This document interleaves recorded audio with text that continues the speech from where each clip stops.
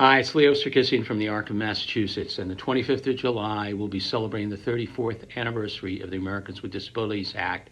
A few weeks ago I talked about that and Olmstead versus LC, which happened 9 years later to defend key components of the act, especially in our world. It was about two women who were segregated unnecessarily, and a state brought that all the way up to the Supreme Court. Unfortunately, the Supreme Court, with some conditions, endorsed the ADA and the legislation that Congress had passed, by the way, by a huge majority, 377 to 28 and 91 to 6.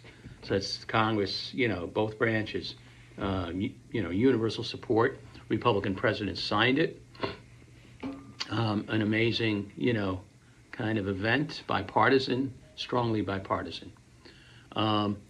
What Justin Dart said, and he was the chair, and Elizabeth Boggs of the ARC was the vice chair of the original committee that turned into developing the law. That committee was hosted by Representative Major Owens.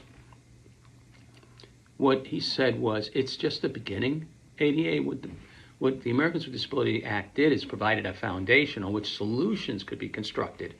And of course, today we talk a lot about curb cuts and access on transportation, and now on the web, right, and the internet. But for us and our population, right away was the issue of institutions, right, and states that had not started to do community options like Massachusetts had. And we could use it also in Massachusetts to further solutions. So, when we talk about the funding that's allocated to the developmental services budget or mass health and related things in your cities and towns, the Americans with Disabilities Act has provided that foundation so that everyone can live and thrive in their community. We're not there yet. We've got a ways to go. There continues to be, ignoring people and bias, and but sometimes it takes people experiencing someone in their family or themselves suddenly needing the supports that makes them wake up and say, wow, the ADA is something. So thank you for your advocacy. Let's hang in there together and celebrate together 34 years.